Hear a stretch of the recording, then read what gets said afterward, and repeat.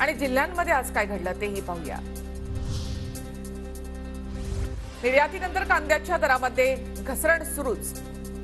लासलगावमध्ये कांद्याच्या सरासरी बाजारभावात 2100 रुपयांची घसरण, शेतकऱ्यांमध्ये असंतोष।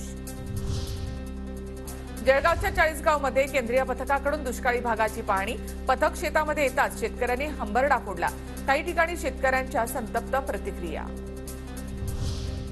अवकाळी आणि गारपिटीमुळे नाशिक जिल्ह्यातील 15,868 हेक्टरवरील द्राक्ष पिकाला फटका, 4,76,000 मेट्रिक टन नुकसान झाल्याचा अंदाज। हिंगोली जिल्ह्यामध्ये अवकाळी पावसानं 1,21,000 हेक्टरवरील पिकांचं नुकसान, पंचनामे पूर्ण करून अहवाल सादर, 103 कोटींची भरपाई देण्याची मागणी।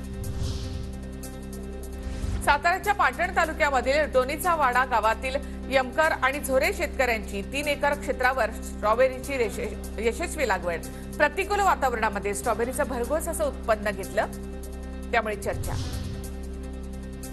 अहमदनगरच्या मढी देवस्थानाच्या अध्यक्षपदावरून विश्वस्तांमध्ये हाणामारी, अध्यक्षपदाच्या निवडीसाठी बोलावण्यात आलेल्या बैठकीमध्ये राडा, हाणामारीमध्ये 3 ते 4 जण जखमी, जखमींवर रुग्णालयामध्ये उपचार सुरू।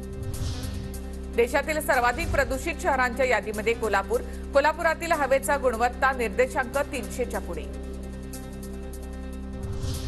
संसदेमधील घुसखोरीनंतर अंबाबाई मंदिराच्या सुरक्षेत वाढ, मंदिरात येणाऱ्या भाविकांच्या साहित्याची कसून तपासणी।